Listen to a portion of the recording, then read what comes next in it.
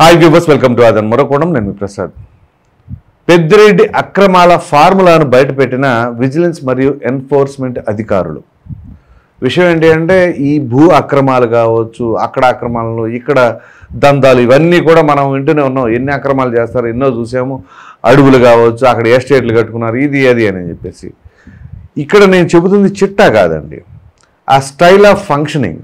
అంటే ఏ రకంగా ప్లాన్ చేసుకొని వీళ్ళు యొక్క అక్రమాలు చేస్తున్నారు అని చెప్పేసి విజిలెన్స్ అధికారులు ఇప్పుడు బయటపెట్టారు. అదేంటి అనేది తెలియజేస్తాను.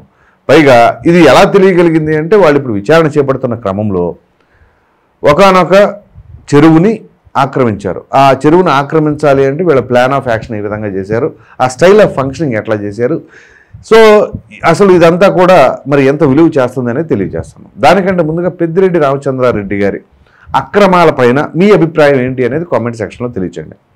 ఇక వివరాల్లోకి వెళ్ళినట్లయితే, తిరుపతి జిల్లా రేణిగుంట ప్రాంతం, అక్కడ జాతీయ రహదారి ఉంది. ఈ రేణిగుంటకి పూతలపట్టుకి, సో ఆ ప్రాంతంలో ఒక చెరువు ఉంది. సో ఆ చెరువు సుమారుగా 7.28 ఎకరాల ఉన్నదాన్ని భూమికి ఒక కాంపౌండ్ వాల్ కూడా నిర్మించబడి ఉన్నది. సో ఆ ల్యాండ్ పైన పెద్దిరెడ్డి గారి కన్ను కూడా పడిన తర్వాత చూశారు, ప్లాన్ చేసుకున్నారు, పక్కన పెట్టుకున్నారు. లక్కీగా అధికారం వచ్చేసింది. సో ఏం చేయొచ్చు అనేది ఆయన స్కెచ్ వేసుకున్నారేమో. సో ఏంటి అంటే, రెవెన్యూ అధికారుల్లో కొంతమంది ఉంటారు కదా, ఈయనకి ఫేవర్గా ఉన్నవాళ్ళు, లేకపోతే ఈయన పార్టీ అంటే అభిమానం ఉన్నవాళ్ళు, లేదా ప్రలోభాలకి గురయ్యేవాళ్ళు, ఇట్లాంటి వాళ్ళని ఆయన ఏరుకుని, సో వాళ్ళ ద్వారా ఆ చెరువుకు సంబంధించినది చూసారా, 7.28 ఎకరాలు. అక్కడ సాధారణంగా ఎకరం విలువ ఎంత ఉంది అంటే 10 కోట్ల పైమాటే ఉంది. ఎందుకంటే అది జాతీయ రహదారికి ఆనుకొని ఉంది. సో ఆ యొక్క చెరువుకు సంబంధించి అది చెరువు కాదు, ఒక ప్రైవేట్ భూమి అని చెప్పేసి ఆ కింద స్థాయి అధికారులు ఆ డాక్యుమెంట్స్లో మోడిఫికేషన్ చేసి పై అధికారులకు వాళ్ళు పంపించిన తర్వాత అది అడంగళ్ళు అవి ఇవి అన్నీ సృష్టించి సమ్మెక్స్ ఎవరో ఒక వ్యక్తి పేరు మీద ఆ యొక్క ల్యాండ్ ఉన్నట్లుగా, సో దానిని కాస్త తర్వాత సెల్లీడి తీసేసి అది పెద్దిరెడ్డి గారి సతీమణి అయినటువంటి స్వర్ణలత ఆవిడికి అమ్మేసినట్లుగా డాక్యుమెంట్స్ క్రియేట్ చేయడం. ఇది ఆ స్టైల్ ఆఫ్ ఫంక్షనింగ్. చూసారా, ఒక చెరువుకు సంబంధించినది, అది చెరువు కాదు ప్రైవేట్ భూమి అని చెప్పేసి ఎవరో మ్యాక్స్ ఒక వ్యక్తి పేరు మీద లాగా ఈ కింద స్థాయి అధికారులు పై అధికారులకు పంపించి అది పొరపాటున చెరువులాగా పడింది అని చెప్పేసి చెప్తారో, ఏం చేస్తారో, లేకపోతే పెద్దిరెడ్డి గారి తాలూకా అని చెప్పేసి చెబుతారో, ఏ విధంగా కానివ్వండి. సో ఆ విధంగా ఆ స్టైల్ ఆఫ్ ఫంక్షనింగ్ చూసారా, అట్లా చేసుకొని ఈ విధంగా చేస్తారు. ఇప్పుడు నాకు అర్థం కావట్లేదు, పెద్దిరెడ్డి గారికి ఎంతమంది పిల్లలు ఉన్నారు? వాళ్ళ అబ్బాయి ఇప్పుడు మిథున్ రెడ్డి ఉన్నాడు, ఆయన కూడా ఎంపీని. సో ఆర్థికంగా చాలా బలంగా ఉన్నవాళ్ళు. ఎన్ని ఎకరాల భూమి కావాలి, ఎన్ని కోట్ల డబ్బు కావాలి వీళ్ళు బ్రతకడానికి? ఒకవేళ ఎన్ని వాస్తవాలు అయితే అంటే ఇంకా దానికి మితం లేదు. ఇప్పుడు వాళ్ళకి మామూలుగానే భూస్వాములు, చాలా భూమి ఉంది, పంట పండించుకోవచ్చు, ఆదాయ వనరులు ఉన్నాయి, సంపాదించుకోవచ్చు. ఇంకా ఈ అక్రమాలు ఇవన్నీ దందాలు చేస్తానంటే అసలు ప్రకృతిని నాశనం చేస్తున్నామన్న భావన కూడా కలగట్లేదా? మొన్న చూస్తే అటవీ భూములు, అక్కడ ఒక కాటేజ్ నిర్మించేసుకున్నారు. ఇప్పుడు చూస్తే చెరువు. సో ఏదైతే ప్రకృతి సిద్ధంగా ఉన్న వాటిని కూడా నాశనం చేసేసి దాన్ని ఆక్రమించేసేసి ఈ 100 ఎకరాలు 1000 ఎకరాలు చేసుకుని ఏం చేద్దామని? ఒక మనిషి బ్రతకాలి అన్నా, లేదా ఒక కుటుంబం విలాసవంతమైన జీవితం గడపాలి అన్నా ఎన్ని వేల కోట్లు కావాలి?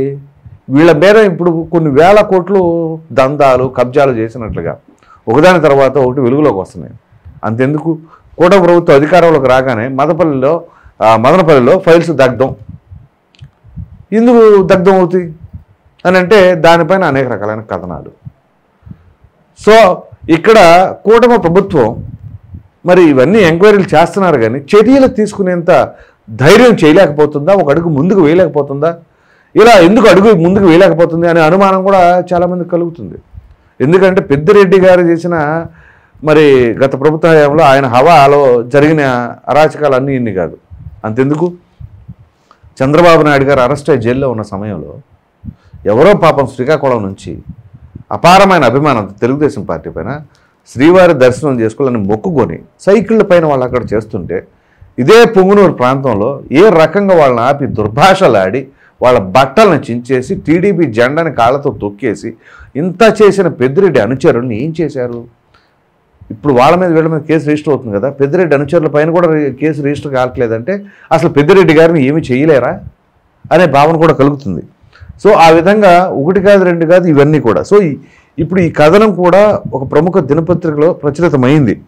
సో ఇంకా దీనికి సంబంధించిన ఇన్ఫర్మేషన్ ఏంటి అంటే, ఈ తూకివాకం గ్రామం సర్వే నెంబర్ 718Bలో ఈ 7.28 ఎకరాల భూమి ఉంది.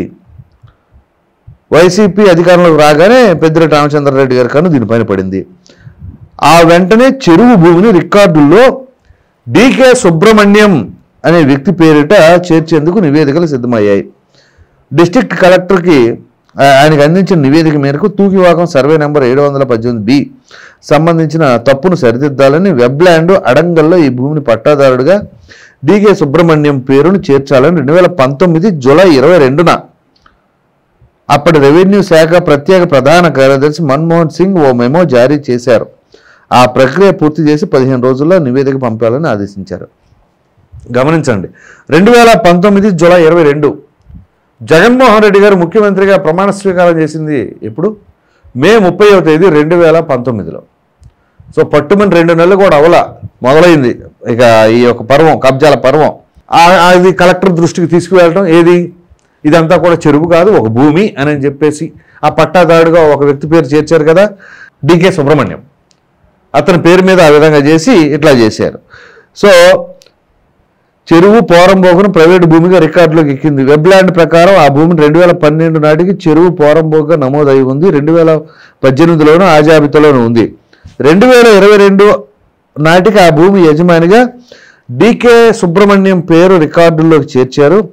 అతని వారసత్వంగా ఆ భూమికి సంక్రమించినట్లు చూపించారు. అవహా ఎంత తెలివితేటలో చూడండి. సో అతనికి వారసత్వంగా సంక్రమించిందంట ఆ భూమి. అంటే ఇప్పుడు కాదు, అది కొన్ని దశాబ్దాలుగా ఉన్నది అని చెప్పేసి దాన్ని మ్యానిపులేట్ చేసే ప్రయత్నం ఇది. 2018 వరకు చెరువు పోరంబోగ్గా ఉన్న ప్రభుత్వ భూమిని వైసీపీ అధికారంలోకి రాగానే ప్రైవేటు వ్యక్తి పరం చేసేసారు. ఎట్లా? హౌ ఇస్ ఇట్ పాసిబుల్ అంటే ఇట్లాగే.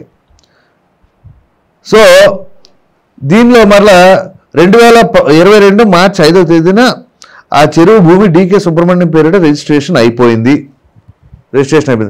లింక్ డాక్యుమెంట్స్ మాత్రం అది చెరువు భూమిగానే ఉంది. లింక్ డాక్యుమెంట్స్లో అది చెరువుగానే ఉంది.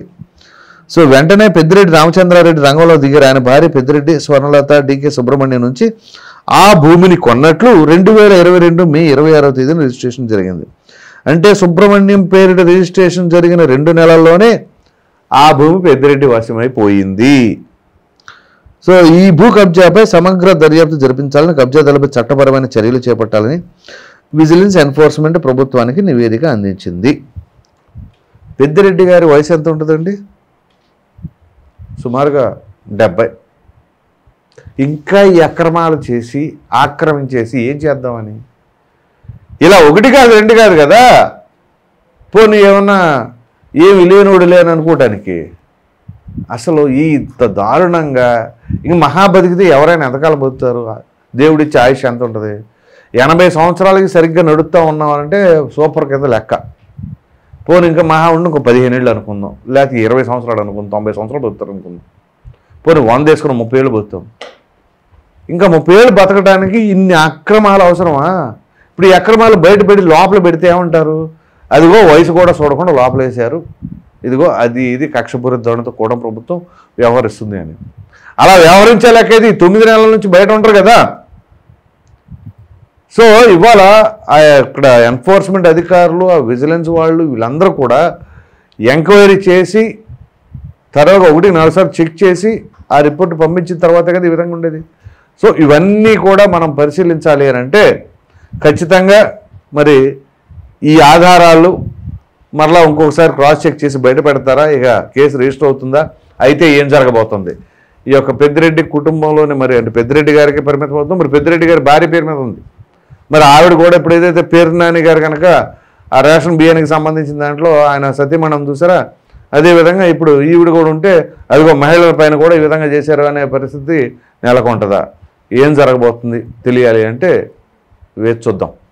ఈ వీడియో కనుక మీకు నచ్చినట్టు లైక్ చేయండి, షేర్ చేయండి. అదేవిధంగా పెద్దిరెడ్డి అక్రమాల ఫార్ములా బయట పెట్టిన విజిలెన్స్ మరియు ఎన్ఫోర్స్మెంట్ అధికారులు ఇప్పుడు మనం ఏదైతే మాట్లాడుకున్నామో దానిపైన మీ అభిప్రాయాన్ని కామెంట్ రూపంలో తప్ప తెలియచేయండి. మరిన్ని వీడియోస్ కోసం మన ఆదాయం ఛానల్ని సబ్స్క్రైబ్ చేయడం మాత్రం మర్చిపోకండి. Thank you.